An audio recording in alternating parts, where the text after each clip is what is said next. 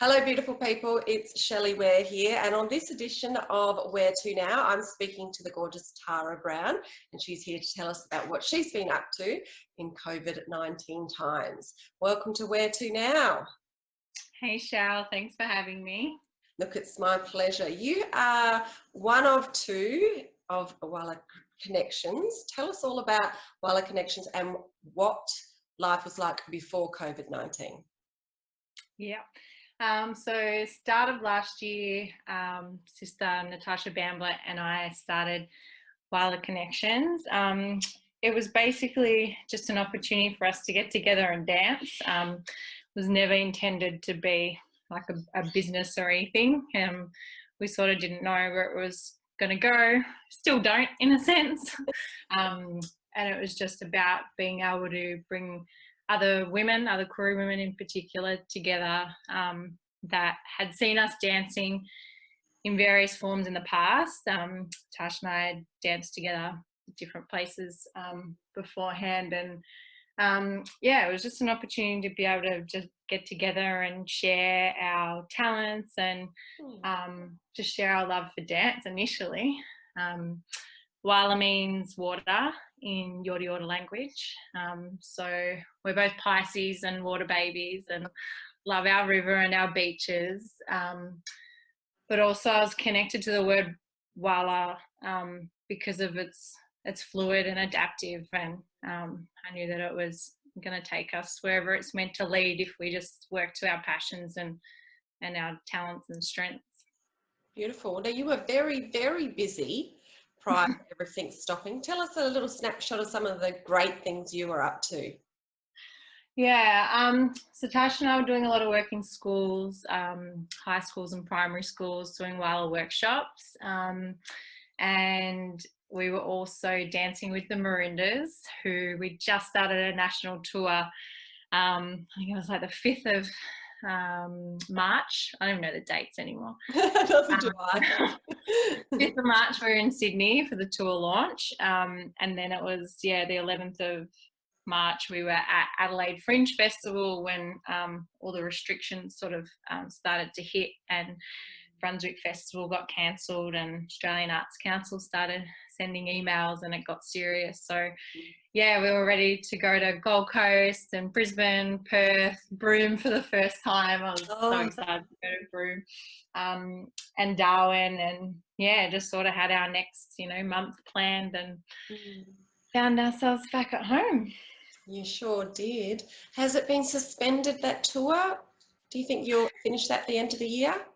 Yeah, definitely. As soon as we can again, the Merindas will work with their management and ourselves, and just taking it as a time to be able to be creative and build on what we've been working on and come back bigger and stronger.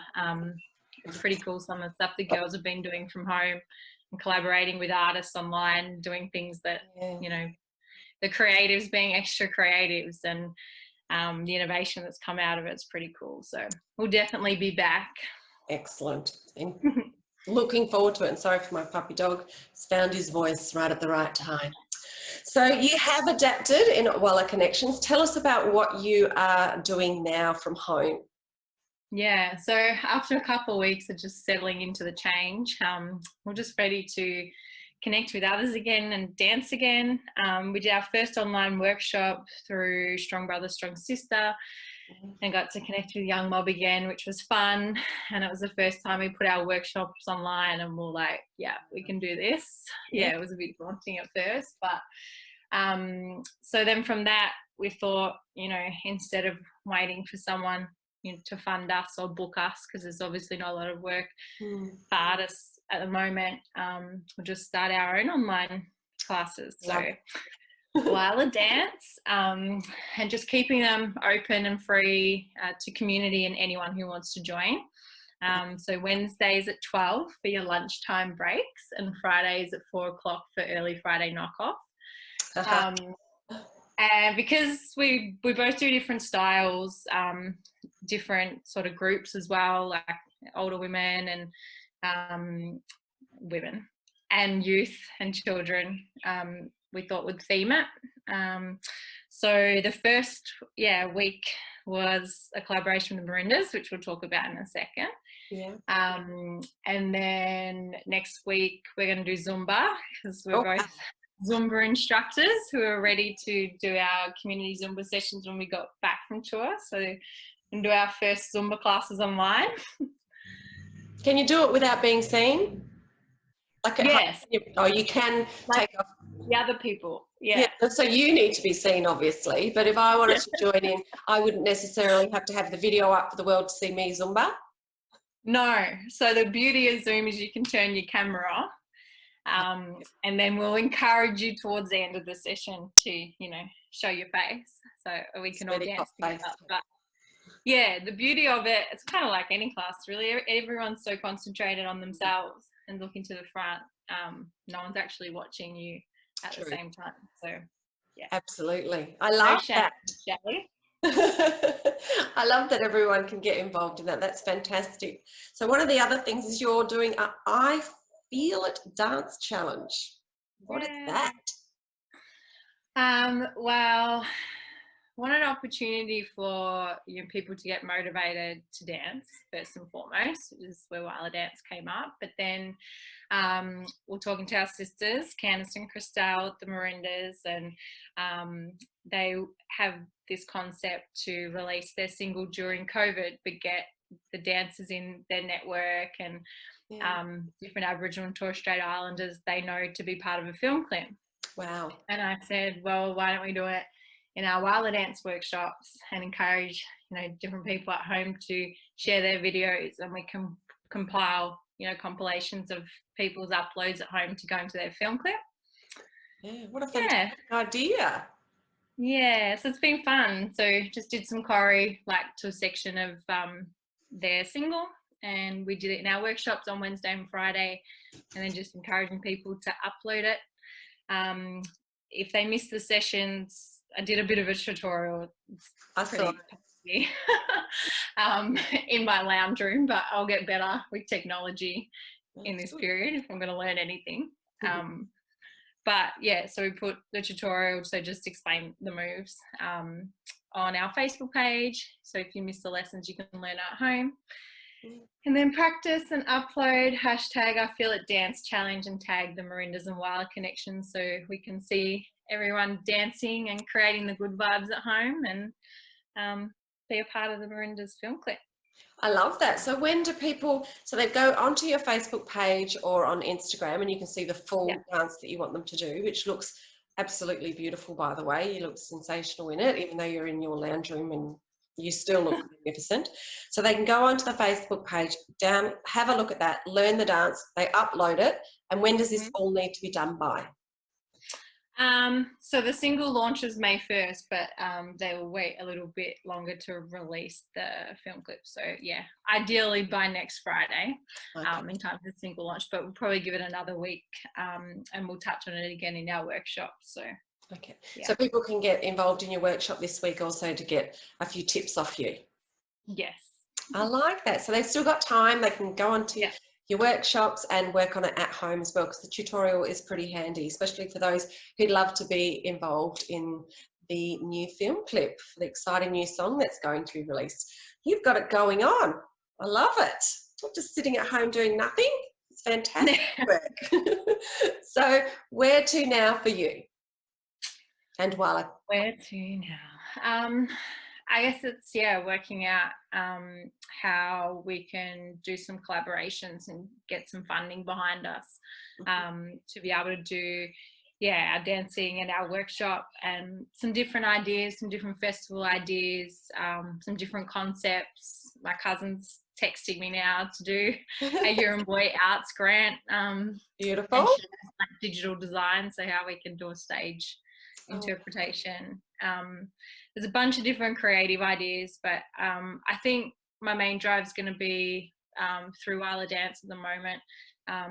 The idea would be to get some funding behind us so that we can still deliver it free to community and mob to join, so they have that online to access and be a part of.